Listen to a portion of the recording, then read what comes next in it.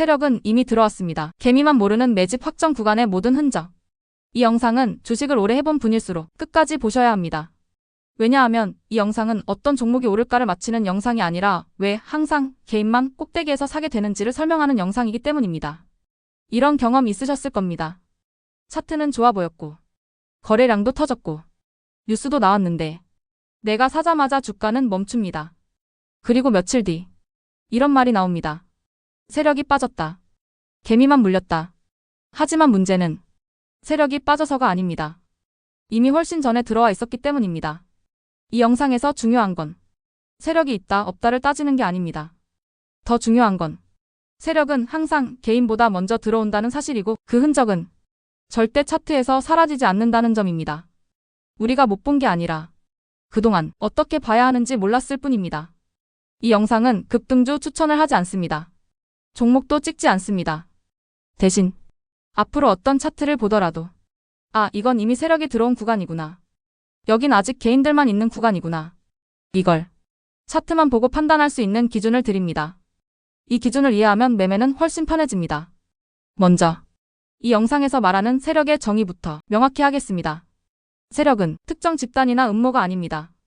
기관이든 외국인이든 여러 계좌로 나뉜 큰 자금이든 중요하지 않습니다. 이 영상에서 말하는 세력은 오직 하나입니다. 가격에 의미 있는 영향을 줄 수 있는 자금 규모. 그리고 이 자금은 항상 같은 행동 패턴을 보입니다. 싸게 모으고 시간을 쓰고 비싸게 정리합니다. 이건 철학이 아니라 구조입니다. 많은 개인 투자자들이 세력이 들어오는 시점을 완전히 반대로 이해하고 있습니다. 급등할 때 들어온다고 생각하고 뉴스가 나올 때 들어온다고 생각합니다. 하지만 실제로는 정반대입니다. 세력은 가장 조용한 구간에서 들어옵니다. 차트가 재미없고 사람들이 떠나고 관심이 사라질 때 그때 세력은 가장 바쁩니다. 이제부터는 추측이나 느낌이 아니라 차트에 실제로 남는 흔적만 이야기하겠습니다. 세력 매집 구간에서 가장 먼저 봐야 할 건 가격이 아니라 거래량의 성격입니다. 가격은 횡보하는데 거래량이 완전히 죽지 않습니다. 상승도 없고 하락도 없고 차트는 지루해 보입니다. 이 구간에서 대부분의 개인은 떠납니다. 그런데 거래량은 계속 유지됩니다. 이건 자연스러운 현상이 아닙니다. 누군가가 지속적으로 물량을 흡수하고 있다는 의미입니다. 두 번째로 봐야 할 건 하락의 질입니다. 매집 구간에서는 하락이 나와도 급락이 잘 나오지 않습니다. 악재가 나와도 1%, 2% 선에서 멈춥니다. 개인은 던지는데 가격은 생각보다 잘 버팁니다. 이건 아래에서 계속 받아주고 있다는 뜻입니다. 세 번째는 캔들의 형태입니다. 이 구간에서는 의미 있는 장대 음봉이 거의 나오지 않습니다. 캔들은 짧고 위아래로 흔들리고 방향성이 없습니다. 차트가 재미없어 보이는 이 구간이 세력에게는 가장 이상적인 매집 환경입니다. 네 번째는 거래 대금과 관심도의 괴리입니다. 차트는 조용한데 거래 대금은 바닥이 아닙니다. 뉴스도 없고 커뮤니티에서도 언급이 없습니다. 이 상태가 오래 유지될수록 매집 가능성은 높아집니다. 이렇게 매집이 어느 정도 진행되면 세력은 바로 가격을 올리지 않습니다. 반드시 테스트 구간을 거칩니다. 어느 날 갑자기 거래량이 한번 크게 터집니다. 하지만 가격은 크게 움직이지 않습니다. 이건 상승 신호가 아닙니다. 위쪽에 남아있는 물량이 얼마나 되는지를 확인하는 과정입니다. 테스트가 끝나면 차트의 성격이 조금씩 바뀝니다. 윗꼬리가 짧아지고 양봉 비율이 늘어납니다. 눌림이 나오더라도 이전보다 훨씬 얕습니다. 과거에는 5%씩 조정이 나오던 종목이 이제는 2% 내외에서 멈춥니다. 이건 물량이 상당 부분 잠겼다는 신호입니다. 이 시점부터 개인 투자자들이 유입되기 시작합니다. 거래량이 늘고 차트가 살아 움직이고 뉴스와 테마가 붙습니다. 대부분의 개인은 이 구간을 시작점으로 인식합니다. 하지만 실제로는 이미 중반 이후일 가능성이 큽니다. 거래량은 크게 터지는데 가격이 더 이상 크게 가지 않는 구간이 나옵니다. 고점 부근에서 오래 머무릅니다. 이건 강한 신호입니다. 이 구간은 상승이 아니라 분배 구간일 확률이 매우 높습니다. 아래에서 모아둔 물량을 위에서 넘기는 과정입니다. 상한가 다음날 패턴도 같은 맥락입니다. 갭 상승으로 시작해 심리를 극대화합니다.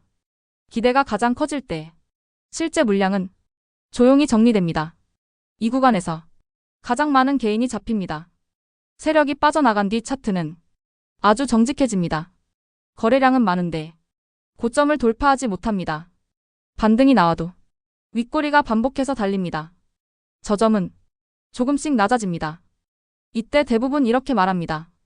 조정 같다. 한 번 더 갈 것 같다. 하지만 이 시점에서는 확률이 이미 크게 기울어져 있습니다. 그럼 이제 가장 현실적인 질문으로 넘어가야 합니다. 세력 매집 구간이라는 걸 알았다면 개인은 여기서 실제로 뭘 해야 할까? 매집 구간은 대박을 노리는 구간이 아닙니다. 실수를 줄이고 다음 구간을 준비하는 구간입니다. 매집 구간에서 개인이 할 수 있는 첫 번째 전략은 포지션을 나누는 것입니다. 이 구간에서 한 번에 전부 들어가는 매매는 확률적으로 불리합니다. 매집 구간은 언제 끝날지 알 수 없기 때문입니다.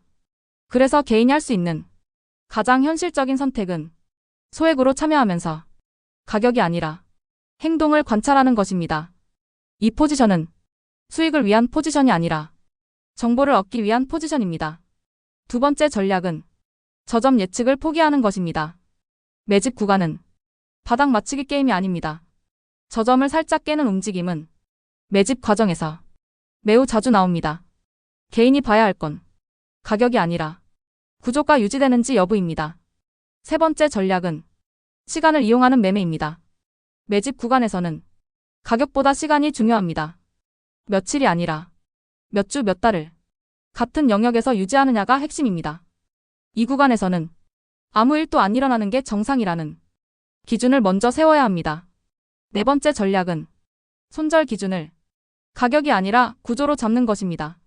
짧은 가격 이탈만 보고 손절하면 오히려 불리할 수 있습니다. 손절 기준은 거래량의 변화, 종가 기준 구조 붕괴, 장대 음봉의 반복입니다. 구조가 무너지기 전까지는 불필요한 손절을 줄이는 것이 중요합니다. 다섯 번째 전략은 매집 구간에서는 단타를 줄이는 것입니다. 방향성이 없는 구간에서 단타를 반복하면 수수료와 피로도만 쌓입니다. 이 구간에서는 매매 빈도를 줄이고 관찰의 밀도를 높이는 것이 훨씬 유리합니다. 여섯 번째 전략은 종목을 고정해서 관찰하는 것입니다. 매집 구조가 보이는 종목은 당장 수익을 주지 않더라도 계속 관찰해야 할 종목입니다. 지루하다고 떠나면 움직일 때 이미 늦어집니다. 마무리하겠습니다. 세력은 절대 숨어 있지 않습니다. 차트와 거래량에 모든 행동이 남아 있습니다. 우리가 못 본 게 아니라 그동안 읽는 기준이 없었을 뿐입니다. 이 문장만 기억하시면 됩니다. 주식은 차트를 맞히는 게임이 아니라 차트 뒤에서 누가 무엇을 하고 있는지를 판단하는 게임입니다. 구독과 좋아요를 눌러주세요.